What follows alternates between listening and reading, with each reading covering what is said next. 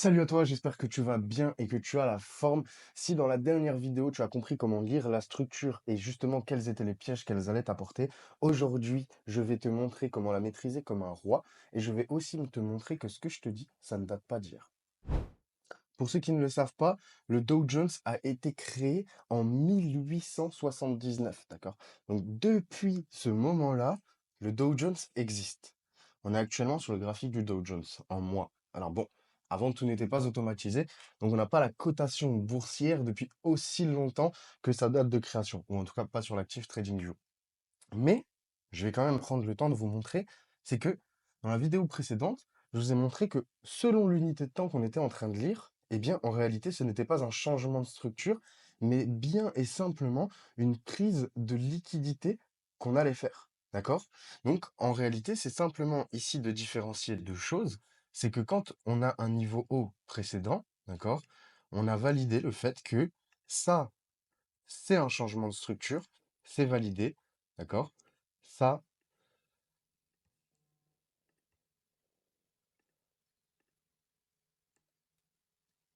ce n'est pas valide, d'accord? En première chose que vous devez comprendre. Et typiquement, quand le marché ne va pas chercher à faire une continuation ou un changement, il va en réalité prendre de la liquidité pour justement pouvoir aller chercher un niveau supérieur. Car rappelez-vous, dans l'introduction, je vous ai expliqué qu'on était sur un marché à somme nulle. Donc, si tout le monde achète, c'est impossible pour le marché de monter. Si tout le monde est en train de vendre, c'est impossible pour le marché de vendre. D'accord? Donc, là maintenant, ce qu'on va faire, c'est juste comprendre ce que je suis en train de vous expliquer, d'accord? Donc là, par exemple, on est en mois et typiquement, on avance, OK? On va aller le voir à plusieurs reprises. Ici, vous voyez, par exemple, on est sur ce plus bas, qui sera plus tard un plus bas historique, vous verrez qu'on ne reviendra jamais en dessous et on fait ce qu'on va appeler une prise de liquidité. Donc en monthly, on vient, balayer le plus bas précédent, d'accord? Donc du 1er mars 82. Ouais, c'est fou de parler sur des dates comme ça. Et on vient prendre la liquidité en fait pour tirer l'opposé et aller exploser les précédents plus haut. D'accord? Donc le marché continue, bien que vous puissiez voir que à chaque start de mouvement, vous avez cette fameuse prise de liquidité. Donc en vérité, c'est le dernier mouvement où tout le monde était là en mode ouais les gars, on va aller chercher plus bas. Il n'y a eu aucune clôture. Et du coup, typiquement, quand je vous dis le marché change rarement de structure, donc forcément on est sur du mensuel. Donc ici, on a clairement un vrai billet de fond.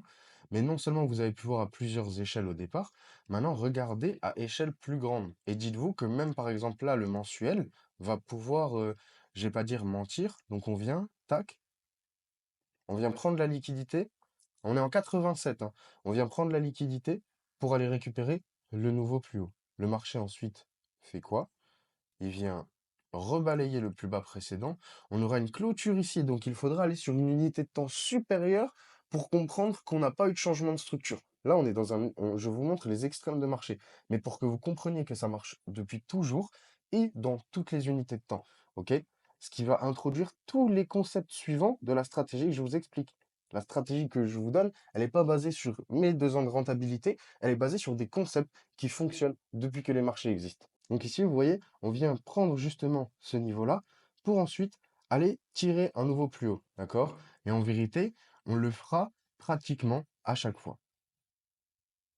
Hop, on revient prendre la liquidité. Vous voyez, hein, c'est des niveaux où on vient balayer les plus bas précédents et on cherche les plus hauts suivants, d'accord? Sans littéralement fermer en dessous, d'accord?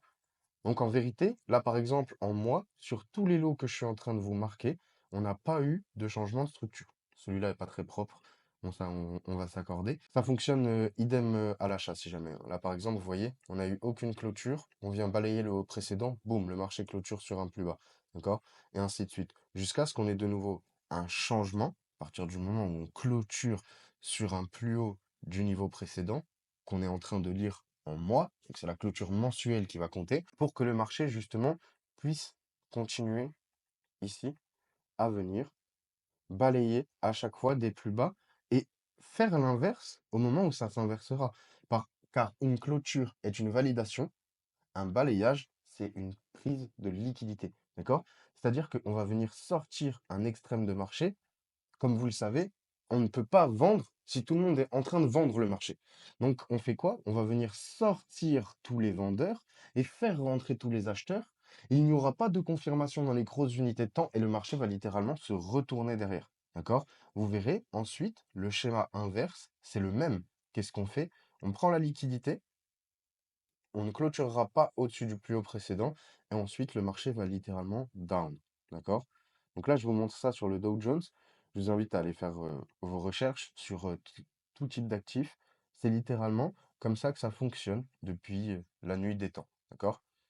Et donc là, ce que vous devez comprendre, c'est qu'en réalité, ces prises de liquidité-là, vous ne devez pas les appréhender en se disant, par exemple, ouais, mais du coup, comment je vais faire pour pouvoir lire ma structure ou savoir si mon plus bas protégé, il va être protégé? Bah déjà, tu vas arrêter d'anticiper dans ton trading. Toi, le but, c'est de trader ce que tu vois avec des confirmations. Et la vérité, c'est que les trois quarts des prises de décision des trois quarts des traders sont de l'anticipation. Alors que tant que le marché s'est pas retourné, l'euphorie d'un marché, elle peut être complètement folle. Et parfois, sur les marchés, c'est même impossible de garder en tête la dimension, la proportionnalité que peut prendre un mouvement. Ça veut dire que tant qu'il n'y a pas de confirmation, que ce soit de continuation ou de retournement, de confirmation générale, il n'y a pas de prise de décision qui peut être faite puisque, justement, il n'y a pas de confirmation. On n'est pas dans l'anticipation. Maintenant que vous comprenez que ce concept, donc là, bon, on est en 2011, on est déjà plus récent, mais vous comprenez que le concept que je vous montre, il existe depuis toujours, d'accord? Et que, en fait, c'est littéralement le marché fonctionne comme ça depuis tout le temps. On prend de la liquidité, on vient balayer cette liquidité, et ensuite le marché repart, d'accord? Ça, c'est la première chose que vous allez devoir noter. C'est la première chose la plus essentielle à comprendre. Et maintenant, la deuxième chose, c'est qu'une fois que vous comprenez que ces prises de liquidité, vous ne devez pas les appréhender parce qu'elles sont normales, c'est là que vous allez comprendre que c'est votre meilleure opportunité pour rentrer en position. Non seulement c'est le début de la distribution, mais en plus, vous êtes sur un extrême de marché. Donc, on va petit à petit comprendre et développer le fait que ici, sur une suite logique, vous allez pouvoir rentrer en position à la première condition déjà de savoir lire la structure. Et ce qui nous emmènera ensuite à la phase 2, qui est les accumulations et week-off. Ça, c'est pour le prochain épisode. Maintenant, pour terminer cet épisode, nous, ce qu'on va voir, et ce que vous allez vraiment comprendre ici, c'est que dans le schéma théorique initial, on nous dit, d'accord, la structure, elle est comme ça. Il n'y a pas de souci, c'est OK. Simplement, c'est de comprendre que dans la pratique, ton plus bas ici, celui qui va se marquer, eh ben en vérité, si on prend, on part de cette jambe, d'accord? On est sur ce A, B. OK? Mais en fait, sur cette jambe, quand on va venir poser le lot, en vérité, on viendra le liquider une fois. Peut-être qu'on viendra le liquider une deuxième fois. Non, la structure n'aura pas changé. Oui, ces bas-là vont être tes meilleures opportunités d'entrée pour ensuite rester dans la distribution. Et c'est pas forcément que ça sera simple, parce que rappelle-toi que je t'ai dit que pour que le marché monte, il fallait pas qu'il y ait trop d'acheteurs. OK? Il faut qu'il y ait la contrepartie vendeuse. Et c'est là justement où on va voir les accumulations et les capitulations dans l'épisode précédent. Ici, toi, ce que tu dois simplement conclure, c'est que c'est sur les prises de liquidité et la bonne lecture de la structure que tu vas trouver tes meilleures entrées au marché. Car comme je vous le disais avant, si on n'est pas en train d'avoir une clôture nette sur un niveau supérieur, eh bien, ça veut dire qu'on est en train de prendre la liquidité, d'avoir l'échange exact que vous allez voir pendant les prochaines vidéos pour distribuer, mais du coup, dans le sens inverse. Donc, la théorie simple, alors retournons. Par exemple, on va aller sur le gold. OK, allons n'importe où. La théorie simple, elle nous dit que, regardez, prenons simplement ici ce niveau. Hop, on sait que le marché nous pose un point bas. Il n'y a pas besoin d'aller chercher très loin. Vous comprendrez que ça se passe tout le temps comme ça. Le marché cherche un point bas et un point haut. D'accord? Donc, de ce moment-là, c'est ce A, B qui représente notre zone d'intérêt. On est en 2003, hein, là je vous montre sur le backtest. Donc on est sur des grosses unités de temps, ça fonctionne toujours pareil. Donc on va se mettre une marque et à ce moment-là, on va descendre potentiellement en weekly. Donc, par exemple, ici, L'idée, c'est de comprendre que sur ce point-là, le marché, et vous avez vu comment c'était en mensuel avant. Bah, dites-vous que plus on descend en unité de temps, plus ça va être clair qu'il n'y a pas eu de continuation pour aller chercher plus bas. Et que le marché, en fait, mèchera pour poser son bas, prendra la liquidité, capitulera pour ensuite aller distribuer vers des nouveaux plus hauts. Et c'est continuellement, continuellement comme ça. Comme ici, on capitulera un haut précédent pour aller chercher plus bas, d'accord?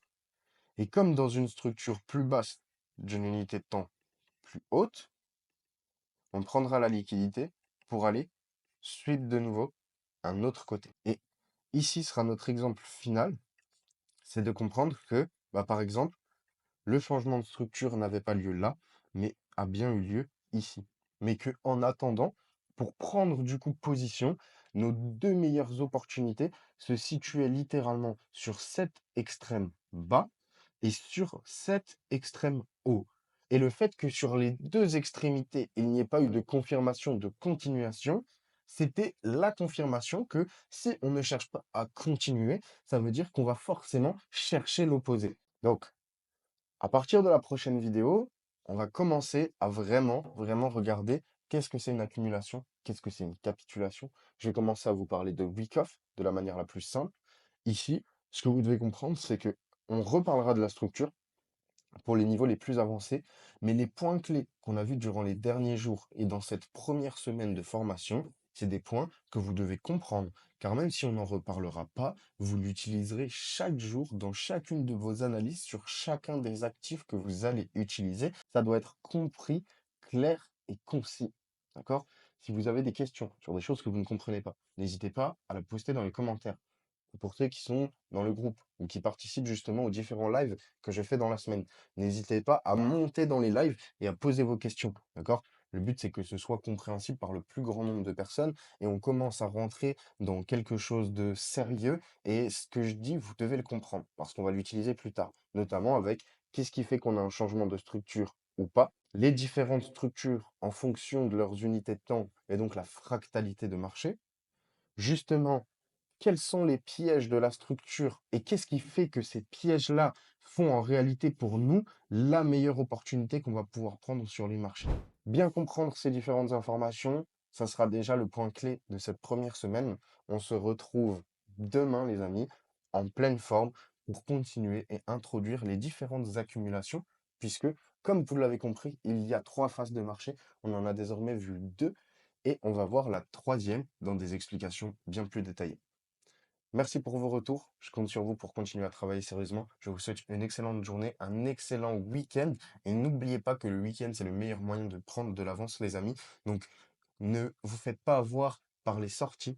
On a un objectif en vue, d'accord? Vous vous êtes donné un challenge sur 3 mois auquel vous allez participer. Je m'y suis donné à fond. Faites de même, faites les sacrifices nécessaires et rendez-vous fiers de vous lorsqu'on tapera la moitié de l'année.